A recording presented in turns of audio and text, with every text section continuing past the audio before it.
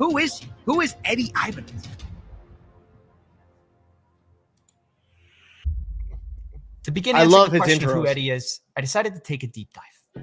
I started by looking through all the news articles I could on Eddie, where I found out he graduated from MIT and from there became a data scientist and cybersecurity expert and used that technical background to win a Super Bowl for the Eagles. And there were videos on him too, which all painted him as brilliant and extremely accomplished. Yes, hi, my name's Eddit Ibanez. I'm a father of three, lead developer here at CryptoZoo. As a teenager, he successfully hacked AOL from his bedroom. He continued to pursue computer science until attending MIT. He was then recruited out to work for a government agency in cybersecurity, developing software that reverse engineers the location of known government and terrorist threats. You started with the federal government and you started really tracking criminals with burner phones and all. Wow. Honestly, after this whole search, I felt more confused than ever. If Eddie's such an amazing guy, why didn't he pay developers? And is he really the puppet master behind CryptoZoo? Or is it someone else? Honestly, I felt like at this point I needed a drink and I needed to ask for help. Coffee, how's it going?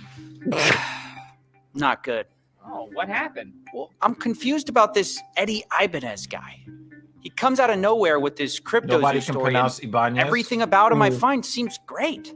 So, what's the problem? Well, everything's not great.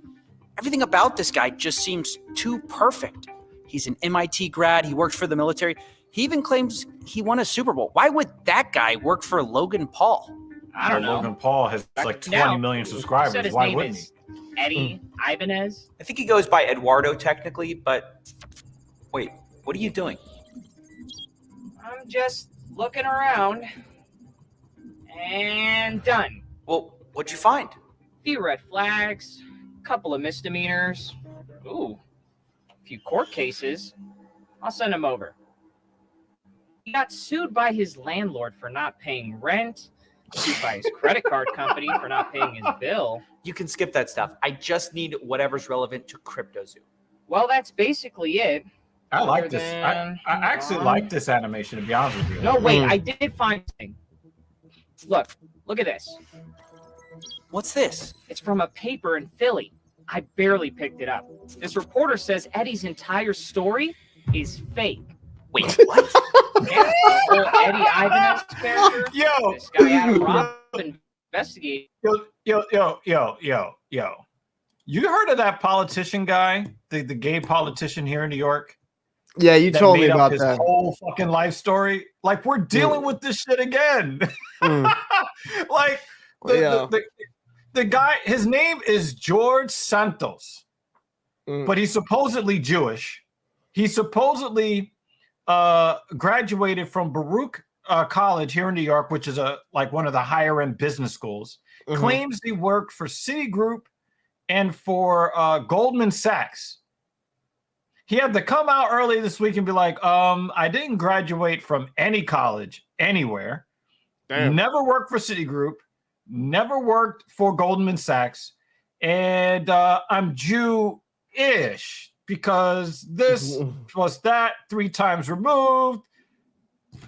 And here we are again with another dude with a fake backstory. What the fuck is this? This is I like the animation, though, man. It's a lie. Yeah, I do. I gotta find this guy. Send me his info. I got some calls to make. Coffee. That's right, ladies and gentlemen. We met up with Adam Robb, a reporter who's been investigating Eddit Ibanez for a while now. And I wanted to know, what did Adam think of him when they first met? I wasn't quite sure what to make of him. Based on what I knew about him, he was a MIT grad who went on to work for the CIA and the Defense Department. Oh, get the fuck out I didn't want to waste time. Nobody, come on, son. It wasn't long after I sat down that I realized he was wasting my time. Can you tell me about some of the lies Eddie told you? Eddie has told me so many lies over the course of my 2 interviews with him. And the first lie he told me is probably the oldest lie that he's told so many people, which is that he's an orphan. I first realized Eddie might be lying to me when I went home the next day and Googled Eddit Ibanez's family. I found a video of Eddie and his wife making rice pudding on a Fox and Friends segment on Fox News. And Eddie's wife, Jackie, explained that she learned the recipe from Eddie's mother. So in the picture you got there, Jackie Ibanez, you know. Yo, now that would be really interesting if she learned this recipe from a ghost. Bro, that is what, like, I mean, if you're gonna like have a lie, have everyone commit to it. You know what I mean? Like that's just sloppy. And how did he end up on Fox and Friends? I know that they love frauds over there, but I mean, seriously, like, how did he end up there if he never did any of the things that he claimed to do? But I don't see. The thing is, though, he's been on a lot of. It seems like he's been on a lot of shows from what he's saying, and like a lot of people kind of had a certain like believed his reputation. I guess. I don't know. I guess just nobody did any background check. I don't know what to say there. I mean, like, well, to this guy's credit, the first thing that he did was go right on Google and then put his name into Google and then family. Like, you know, so that was, I mean, the investigative journalism in it. But I think also the point that he's making too is that when people want to seem like they're super impressive and they've come from, you know, they've risen up against all odds. It's a common thing to claim that they're an orphan. So I think that he kind of yeah, but isn't that slightly disrespectful to your fucking family that raised you? Right? Yeah, like that slightly. Absolutely. Like Rachel Dolezal. She claimed that she was black and her white family was like, what? Her, along with her husband Eddie and her 2 little girls. You love rice pudding. Why is this a family recipe? Okay, so Eddie's mom made this rice pudding once. Wait, Eddie's mom? I thought Eddie was an orphan. Well, it turns out the only problem with that is that not only does his mom exist, she's alive and in his life. And it turns out it wasn't just Adam that heard this story either. He told it a lot. Did you ever meet his mother or his parents? I did meet his mother. Did he ever tell you he was an orphan? Yes. How did he square that with you? So that's why I'm so confused. He told me he was an orphan and all this stuff, but then I meet his mom. He told me he was an orphan. Did you notice how they labeled the voice? No. Eddie's assistant. It didn't say Eddie's former assistant. Bitch, you know he's lying. I'm still going to work for this guy. What? Yeah. Orphan, and then I met his mother. It's quite the string of words. But as insane as these lies are, let's be real. It doesn't explain why CryptoZoo failed. But the next lies kind of do. Because part of Eddie's story is also that he went to MIT, where he was recruited to the CIA. And it's part of why he was so attractive as a lead developer, all the wild experiences that he had had. But it's just not true. I emailed the MIT registrar's office, and I asked if Eddit Ibanez attended the school. And they confirmed in absolute terms that he never attended MIT. That's right. The whole orphan to MIT origin story, it wasn't true. And Eddie's whole backstory from here kind of falls apart as well. How could he have been recruited to a government agency out of MIT if he never went to MIT? If this is all seeming crazy to you, you might ask yourself, who would believe all this? And this is where Eddie shines. He kind of had a gift for getting people to believe in the lies he told, especially super rich and powerful people for some reason.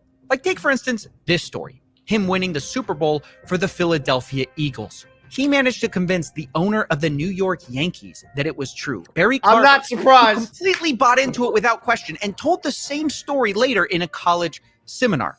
Let's jump right into the work that you did for the Philadelphia Eagles, which led to a Super Bowl championship, led to you getting a Super Bowl ring. Yep. Tell us exactly what your job was to do for them and how it worked out. Yo, this is so sure thing. So first off, they said like we don't know where to put you, but and then the sports science guy was the one guy. He's like, hey, I got some data. I'm interested. So the sports science guy. Yeah, you like it's just the key, like it's the bullshitting. Like it's it's like when you try to do a presentation with doing no preparation whatsoever, and like whatever just comes to my mind, I'm just gonna bullshit it. That is so stupid. So there's this guy that he's in the sciences of sport and sports ball. You know where he got that from? He definitely got that from that ESPN segment, Sports Science. That's where I think he got that from. Man, who Eddie Brinkus. Yeah. Like fuck. So we took it as data, and then we found out that these players what happens is it's like a player, as they run around, they get a certain fatigue level. So if you ever played Street Fighter, the video game, there's like a red bar at the top, and every time you get hit, the red bar goes down until you die, KO, right?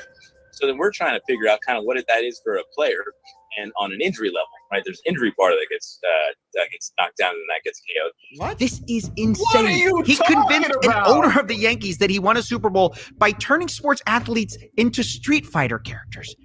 And of course, none of it's true. The Philadelphia Eagles responded to a fact check saying he never worked for their player analysis team. Not only that, the Eagles also said that Eddie did try to do an in-person presentation in March of 2018, but that was already a month after the Eagles had already won the Super Bowl. And also, they didn't hire him because, of course not. Meaning, there's no way this story is true. And yet, he's convinced people at the highest levels of sports that it is. And this is where we get back to CryptoZoo, of course, because it's how he got involved with that project.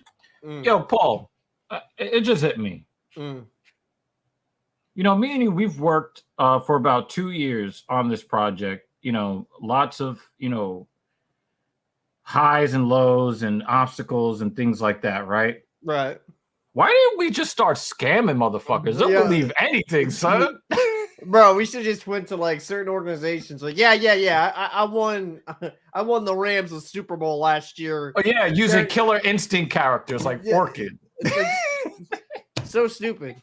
Like, it's to the point where it's like it does kind of prove that regardless if you have money, doesn't mean you're intelligent. Oh yeah, you know what I mean. Yeah. Like who did not check into that at all? Like, and you know how you know that guy is kind of, sort of, not really a loser, but kind of, sort of a loser. The dude said, well, yeah, even the owner of the New York Yankees, I didn't hear the word Steinbrenner, which means this guy is such a minor player. I didn't even know that this guy existed. I mean, that's a valid point.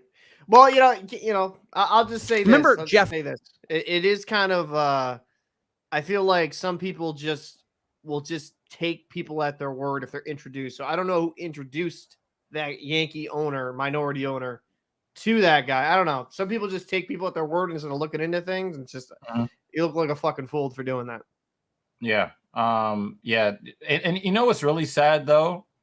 Every time a scammer gets revealed, it makes it harder for legitimate people to prove themselves, which is real. I mean, we laugh about how stupid all of these people are, but these confidence artists, con artists, they are successful for a reason. And it's kind of like, when we talk about politics, when me and you talk about politics behind the scenes, and we talk about big government versus small government. And it's funny, I talked to Louis Rossman, have the same conversation with him that I have with you.